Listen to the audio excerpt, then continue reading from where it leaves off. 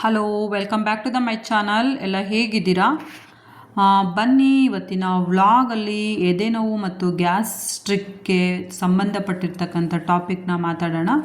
ಅದಕ್ಕಿಂತ ಮುಂಚೆ ನನ್ನ ಚಾನಲ್ಗೆ ಮುದ್ದುಪೂರ್ಣ ಯೂಟ್ಯೂಬ್ ಚಾನಲ್ಗೆ ಇನ್ನೂ ಯಾರೆಲ್ಲ ಸಬ್ಸ್ಕ್ರೈಬ್ ಮಾಡ್ಕೊಂಡಿಲ್ಲ ಸಬ್ಸ್ಕ್ರೈಬ್ ಮಾಡ್ಕೊಳ್ಳಿ, ಲೈಕ್ ಮಾಡಿ, ಕಾಮೆಂಟ್ ಮಾಡಿ, ಬೇರೆಯವ್ರಿಗೂ ಕೂಡ ಇನ್ಫಾರ್ಮೇಷನ್ನ ಶೇರ್ ಮಾಡಿ ಅಂತ ಹೇಳ್ತಾ ಈ ವಿಡಿಯೋನ ಇವಾಗ ಸ್ಟಾರ್ಟ್ ಮಾಡ್ತಾ ಇದ್ದೀನಿ. ಬನ್ನಿ, ಗ್ಯಾಸ್ಟ್ರಿಕ್ ಮತ್ತು ಎದೆ ನೋವಿಗೆ ಇರ್ತಕ್ಕಂಥ ವ್ಯತ್ಯಾಸನ ತಿಳ್ಕೊಂಡು ಬರೋಣ. ಎದೆ ನೋವು ಅಂದ್ರೇನು ಮತ್ತು ಗ್ಯಾಸ್ಟ್ರಿಕ್ ಅಂದ್ರೇನು, ಅದ್ರ ಮಧ್ಯೆ ಇರ್ತಕ್ಕಂಥ ವ್ಯತ್ಯಾಸ ತಿಳ್ಕೊಂಬರೋಣ. ಎದೆ ನೋವು ಅಂತಂದರೆ ಏನಪ್ಪ ಅಂದರೆ, ಸಾಮಾನ್ಯವಾಗಿ ಎದೆ ನೋವು ಯಾರೋ ಭಾರವಾಗಿ ಮೇಲೆ ಕುತ್ಕೊಂಡಂಗೆ ಆಗಿರುತ್ತೆ ಅಥವಾ ಎದೆನ ಇಟ್ಕೊಂಡಂಗೆ ಬಾಸ ಆಗಿರುತ್ತೆ. ಇದನ್ನು ಎದೆ ನೋವು ಅಂತ ಕರೀತಾರೆ.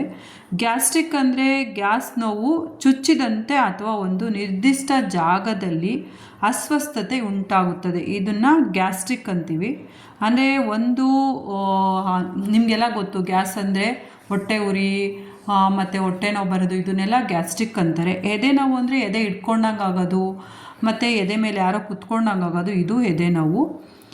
ನೋವು ಯಾವ ಥರ ಹರಡುತ್ತೆ ಅಂತ ತಿಳ್ಕೊಂಬರೋಣ. ಹೃದಯಕ್ಕೆ ಸಂಬಂಧಿಸಿದ ನೋವು ಎದೆಯಿಂದ ಎಡಗೈ, ಕುತ್ತಿಗೆ, ದವಡೆ ಅಥವಾ ಬೆನ್ನಿನ ಭಾಗಕ್ಕೆ ಹರಡಬಹುದು.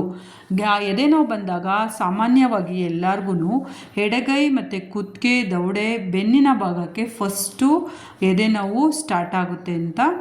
ಗ್ಯಾಸ್ ಸಮಸ್ಯೆ ಅಂತ ಅಂದರೆ ಖಂಡಿತವಾಗಿ ಗ್ಯಾಸ್ ನೋವು ಸಾಮಾನ್ಯವಾಗಿ ಹೊಟ್ಟೆ ಮೇಲ್ಭಾಗ ಅಥವಾ ಎದೆಯ ಮಧ್ಯಭಾಗದಲ್ಲಿ ಕಾಣಿಸ್ಕೊಳ್ತದೆ ಅಂತಲೇ ಹೇಳ್ಬೋದು. ಗ್ಯಾಸ್ಟ್ರಿಕ್ ಪ್ರಾಬ್ಲಮ್ ಆದರೆ ಅದು ಎರಡು ನಡುವೆ ಇರುವಂಥ ವ್ಯತ್ಯಾಸ.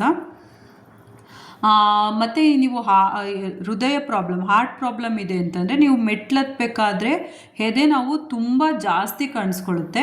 ಇದು ಹೃದಯಕ್ಕೆ ಸಂಬಂಧಿಸಿದ ಕಾಯಿಲೆ ಅಂತ ಹೇಳ್ಬೋದು. ಮೆಟ್ಲತ್ಬೇಕಾದ್ರೆ ತುಂಬ ನಿಮಗೆ ಆಯಾಸ ಆಗುತ್ತೆ. ಬೇರೆ ಅಂದರೆ ಗ್ಯಾಸ್ಟ್ರಿಕ್ ಅಂದರೆ ನಿಮಗೆ ವಿಶ್ರಾಂತಿ ಪಡೆದರೂ ಅದು ಹೋಗಲ್ಲ. ಗ್ಯಾಸ್ಟ್ರಿಕ್ ಅನ್ನೋದು ತೇಗ್ ಬಂದಾಗ ಕಡಿಮೆ ಆಗ್ಬೋದು. ಅಂದರೆ ಗ್ಯಾಸ್ಟ್ರಿಕ್ ಅಂದರೆ ಅದು ವಿಶ್ರಾಂತಿ ಪಡೆದ್ರೂ ಹೋಗಲ್ಲ, ಮಲ್ಕೊಂಡ್ರೂ ಹೋಗಲ್ಲ, ಗ್ಯಾಸ್ಟ್ರಿಕ್ ಒಳಗೇನೆ ಅದು ಜಾಸ್ತಿ ಆಗ್ತಾ ಇರುತ್ತೆ. ಇದು ಗ್ಯಾಸ್ಟ್ರಿಕ್ ಸಿಂಪ್ಟಮ್ಸ್ ಅಂತಲೇ ಹೇಳ್ಬೋದು. ನೆಕ್ಸ್ಟು ಎದೆ ನೋವಿಗೆ ಅತಿಯಾಗಿ ತಣ್ಣನೆಯ ಬೆವರು, ಅಂದರೆ ನೀವು ಬೆವರ್ದಾಗ ತುಂಬ ತಣ್ಣಗಿರ್ತಕ್ಕಂಥ ಬೆವರು ಬರುತ್ತೆ ಅಂತಲೇ ಹೇಳ್ಬೋದು. ನೆಕ್ಸ್ಟ್ ಉಸಿರಾಟ ತೊಂದರೆ ಮತ್ತು ವಾಕರಿಕೆ ಕಂಡು ಬರುತ್ತೆ. ಇಷ್ಟು ನಿಮಗೆ ಹಾರ್ಟ್ ಪ್ರಾಬ್ಲಮ್ ಇರ್ತಕ್ಕಂಥವ್ರಿಗೆ ಬರ್ತಕ್ಕಂಥ ಲಕ್ಷಣಗಳು. ಹೃದಯಾಘಾತ ಅಂತ ಹೇಳ್ಬೋದು. ಸಮಸ್ಯೆ ಇದು ಗ್ಯಾಸ್ ಸಮಸ್ಯೆ ಅಲ್ಲ, ಇದು ಹೃದಯಾಘಾತ ಸಮಸ್ಯೆ ಅಂತ ಹೇಳ್ಬೋದು.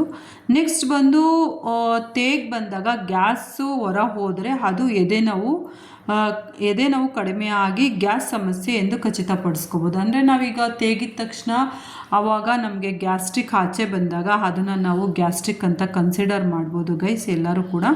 ಬಟ್ ಕೆಲವೊಂದು ಸರಿ ನಮಗೆ ಸಿಂಪ್ಟಮ್ಸ್ಗಳು ಗೊತ್ತಾಗಲ್ಲ. ಪ್ಲೀಸ್ ಎಲ್ಲರೂ ಕೂಡ ಡಾಕ್ಟ್ರನ್ನ ಕನ್ಸಲ್ಟ್ ಮಾಡಿ. ನೋವಿನ ಅವಧಿ, ಗ್ಯಾಸ್ಟ್ರಿಕ್ ಆದಾಗ ನೋವು ಬರುತ್ತೆ ಹೋಗುತ್ತೆ, ಆಹಾರ ಸೇವನೆ ನಂತರ ಕಾಣಿಸ್ಕೊಳ್ಬೋದು. ಅಂದರೆ ಗ್ಯಾಸ್ಟ್ರಿಕ್ ಆದಾಗ ಊಟ ಆದಮೇಲೆ ಕಾಣಿಸ್ಕೊಳ್ಳುತ್ತೆ. ಆದರೆ ಹೃದಯ ನೋವು ಸತತವಾಗಿ ಇರುತ್ತೆ. ಕೆಲವು ನಿಮಿಷಗಳ ಕಾಲ ತುಂಬ ತೀವ್ರತರವಾದ ನೋವನ್ನ ಅನುಭವಿಸ್ಬೇಕಾಗುತ್ತೆ ಎದೆ ನೋವು ಬಂದಾಗ.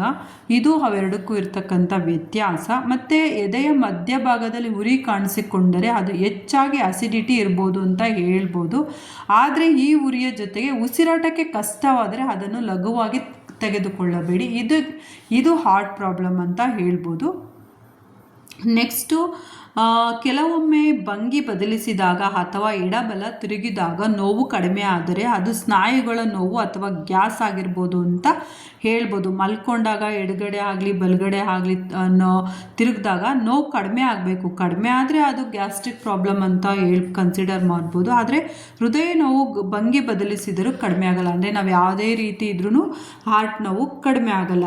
ಚಿಕಿತ್ಸೆ, ನೋವು ಅತಿಯಾಗಿ ಬೆವರು ಮತ್ತು ಉಸಿರಾಟದ ತೊಂದರೆ ಇದ್ದಲ್ಲಿ ಸಮಯನ ಹಾಳು ಮಾಡ್ಕೊಂಡಿರ ಪ್ಲೀಸ್ ಎಲ್ಲರೂ ಹೋಗಿ ECG ಮಾಡಿಸಿ ಅಂತ ನಾನು ಕೂಡ ಖಂಡಿತ ಎಲ್ಲರಿಗೂ ಕೂಡ ಕೇಳ್ಕೊತೀನಿ. ಇಷ್ಟು ಗ್ಯಾಸ್ಟ್ರಿಕ್ಕಿಗೂ ಮತ್ತು ಹಾರ್ಟಿಗೂ ಇರ್ತಕ್ಕಂಥ ವ್ಯತ್ಯಾಸ. ಪ್ಲೀಸ್ ಎಲ್ಲರೂ ಗೈಸ್ ನೀವೆಲ್ಲರೂ ಕೂಡ ಆರೋಗ್ಯವಾಗಿರಬೇಕು ಅಂತ ನಾನು ಕೇಳ್ಕೊತ, ಇವೆರಡು ಗ್ಯಾಸ್ಟ್ರಿಕ್ಕಿಗೆ ಮತ್ತು ಹೃದಯಾಘಾತಕ್ಕೆ ಇರ್ತಕ್ಕಂಥ ವ್ಯತ್ಯಾಸ ನಿಮಗೆಲ್ಲರಿಗೂ ತಿಳಿಸ್ಕೊಟ್ಟಿದ್ದೀನಿ ಯಾವ ಥರ ಇದೆ ಅಂತ. ಪ್ಲೀಸ್ ಎಲ್ಲರೂ ದಯವಿಟ್ಟು ಯಾರಿಗಾದ್ರೂ ಹಾರ್ಟ್ ಪ್ರಾಬ್ಲಮ್ ಬಂದ ತಕ್ಷಣ ಪ್ಲೀಸ್ ಎಲ್ಲರೂ ಹೋಗಿ ಡಾಕ್ಟ್ರನ್ನ ಕನ್ಸಿಡರ್ ಮಾಡಿ ಅಂತ ಹೇಳ್ತಾ ಈ ವಿಡಿಯೋನ ಇಲ್ಲಿಗೆ ಎಂಡ್ ಮಾಡ್ತಾ ಇದ್ದೀನಿ. Thank you so much guys ಎಲ್ಲ.